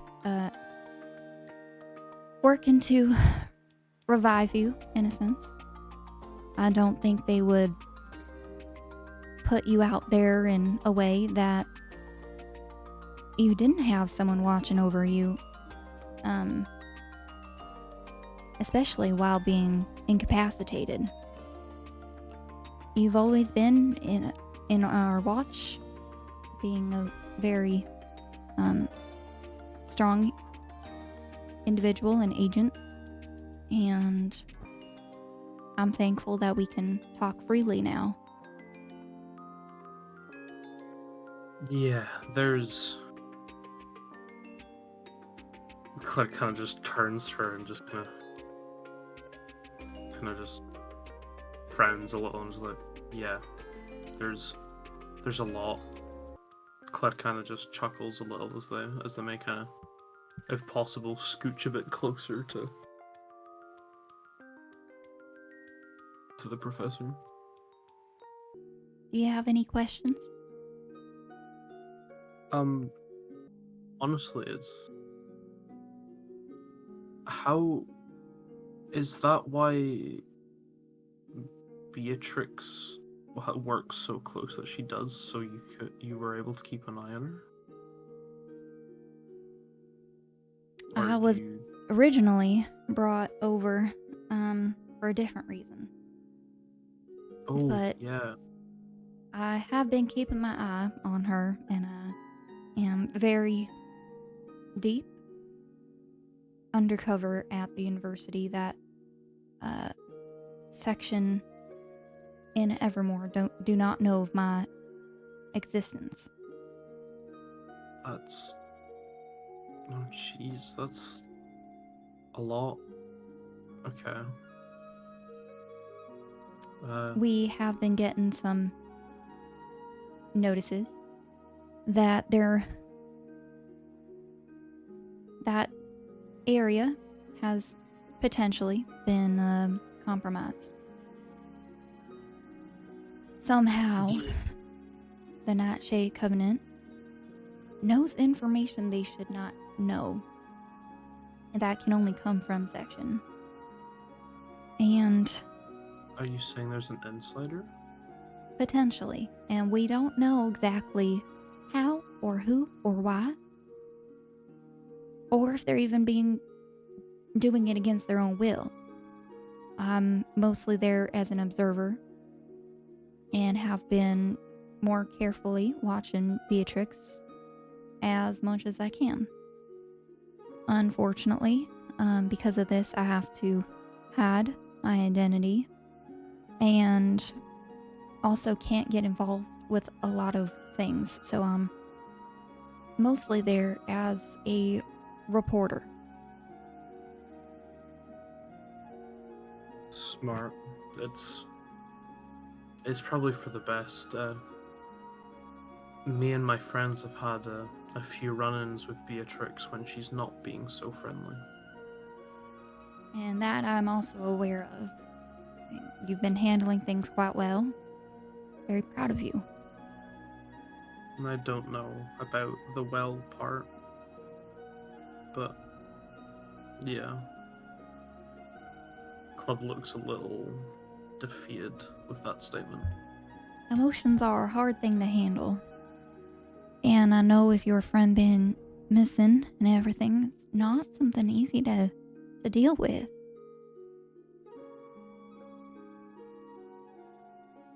Yeah. Considering it was kind of my fault. It was not. the only fault it is the people who took Riki away. Because if they were not there and they did not do it, then he would still be here. You should not blame yourself. I guess. I think about them all a lot, especially him. He's the shyest of our little group of friends, but always seems to just hold them in really well.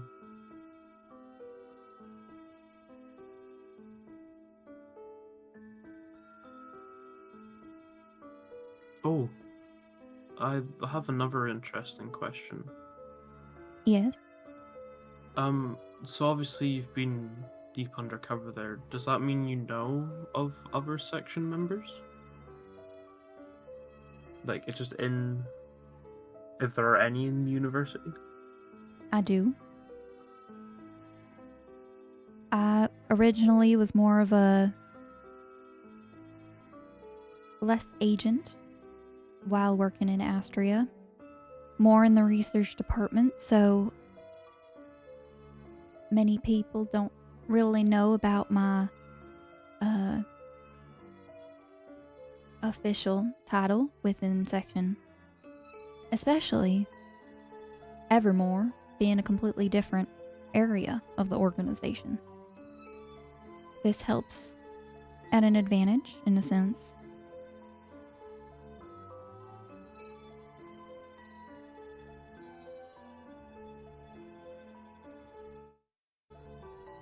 And if we can keep that a secret, I would appreciate it. Yeah, But of course. you are allowed to share this information with your friends. They are trustworthy. But They are. obviously they are not able to share this with anyone else. Yeah. This comes from a level 5 order. That anyone below level 5 as an agent is not allowed to know.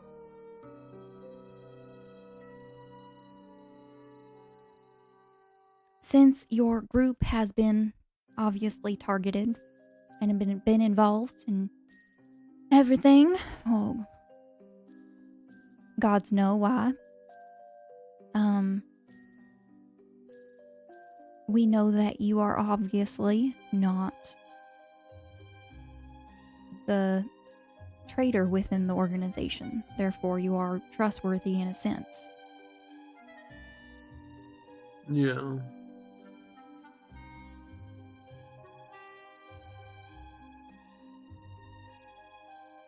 Wait, are they also in the organization?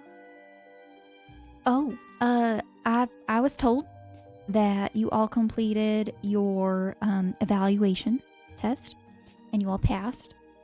And that they were inducted on Monday, yesterday.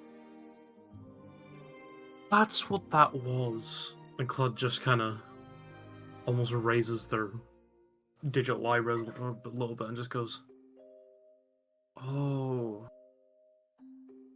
there's a lot of change happening now. That's..." And if you need time to process everything, take a break from the conference, do that as much as you need to. The only thing is that you have to be there for the poster presentation tomorrow. Yeah. Which I said I would happily help. Well, I have to be. Even if I wanted to or not, but I do Right, want to. it's just for an hour. Yeah.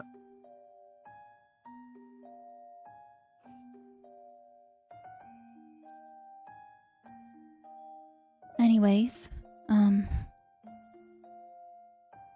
there's anything I can do to help or any information you need or questions, let me know. I do want to say that we don't have a lot of information about Dr. George whittle bop. But I've been following as much research as I can that I do have access to. And can tell that he was very, very meticulous and careful with the code he put and to help create you. More than any of the other Cyberized Legionary units, this is why you were the one that was chosen to be brought back, not the rest of the group you were in. And I can see why. You're very special, Warforged.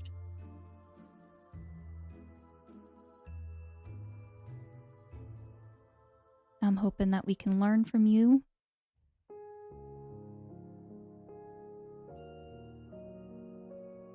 And we can work together.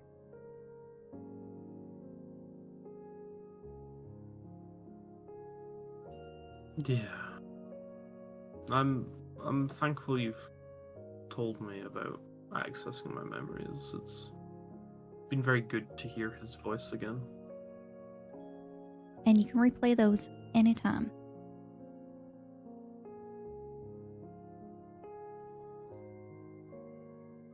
I'm happy to be back. Well, more back, I suppose is more appropriate to put it.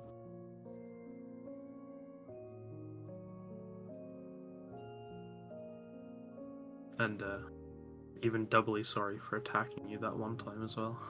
Oh, no worries. I mean, I knew what I was taking on, and anything can happen, so... Yeah. Anything is possible.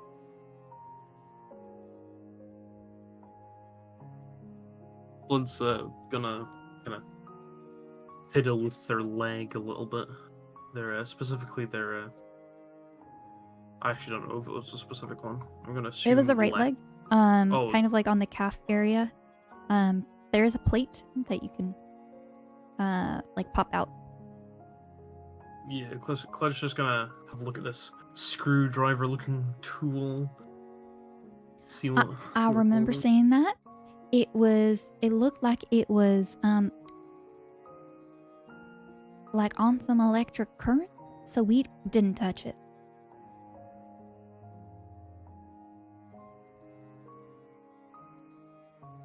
I'm not really sure what this is, so it'll be very interesting to take a look and see if I remember. It looks like a screwdriver, I will say. Just a screwdriver. Is there any secret buttons on it?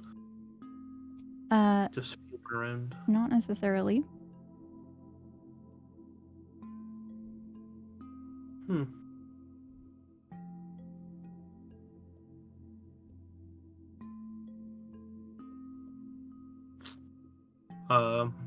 Does it fit into any of Cludd's screws? Do you take out the tool? Oh, yes. Okay. Yeah. As you take it out and hold it, some information pops across your faceplate. This simple screwdriver can transform into a variety of tools. You can touch the item and transform it into any type of artisan's tool of your choice. Whatever form the tool takes, you are proficient in it. While holding this tool, you gain a bonus to different spells.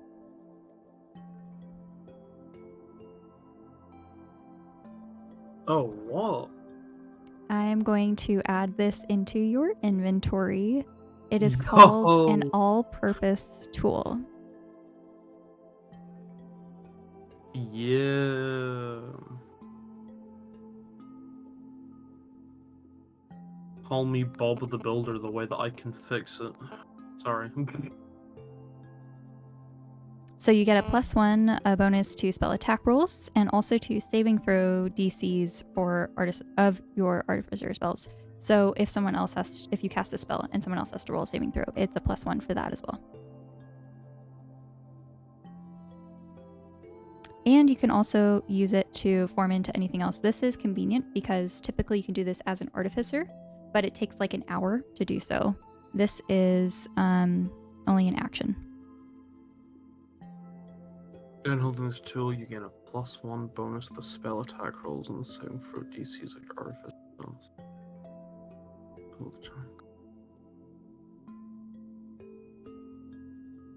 Choose a cantrip that you don't know from any class list. Oh my god. So this can be like Mage Hand or, any or Message or whatever.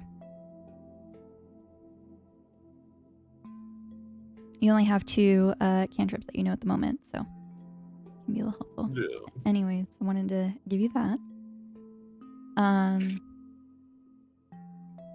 And Professor Eyja kind of says that she's familiar with this, and she explains it to you as well.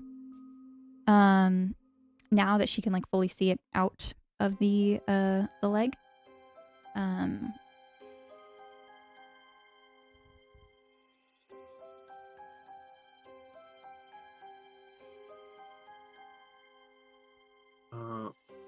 I need to remember what.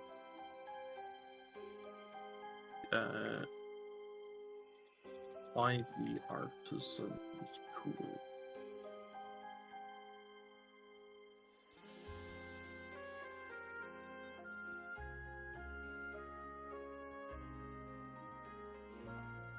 All right, anything else that you would like to discuss?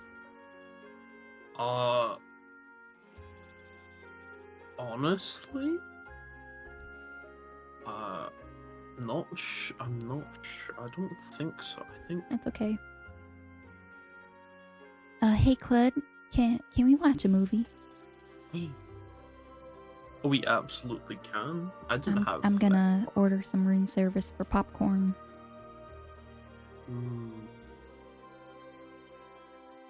You should. You should always treat yourself. Have you got a movie in mind? Sweet Home Alabama? I mean, Sweet Home Andorra? Is that a thing?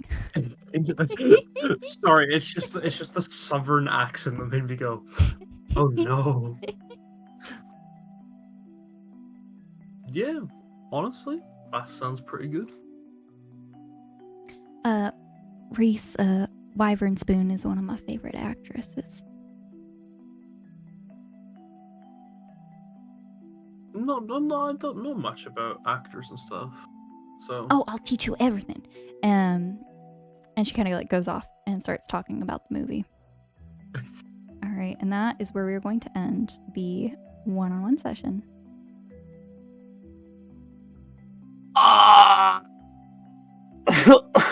Fucking. Sorry, that's just me getting all the noises that I couldn't make at the time. What in fucking God's...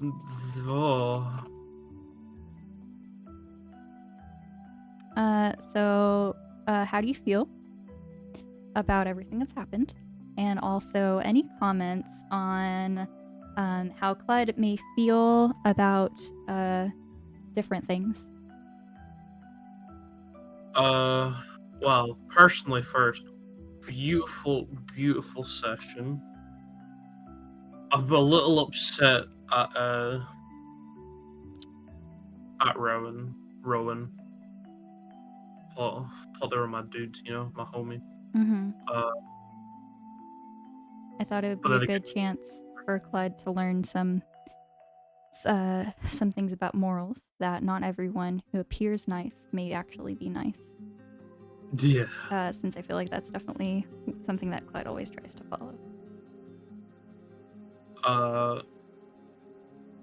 Giggling at fucking Detective Boggs basically cock blocking me, trying to get to Beatrix, despite the fact that I need to find Beatrix. But that's completely understandable. That whole scene. And you learn that the Force is a group of Warforged chosen, one from different areas, best in their field, to work together to help save people and be sent on big missions that would help the world. Cludd's particular role was slightly less combat directed. It was more working on dealing with tools and machinery, while other people would either fight to help things. Cludd would typically disable bombs or stuff like that. So Cludd's been involved in a lot of different things. Yeah. And if you like, I can send some information about those as well. Yes, I would love that. Yeah, just that whole thing, and then George. I fucking love George. I miss him. I can't believe it's over 1,000 years. Can't see him again ever. Heartbreaking. But he lives on in Cludd's little heart. His little soul. Thank you so much for participating in this one-on-one session. I'm super glad that we were able to do it, and before we proceed in the campaign. So officially welcome back, and I'm excited for what's to come. Tuesday when? 2 days. 2 days, but Tuesday when? Yeah, so thank you so much, Saul. Thank and you. until next time. I'll see you there.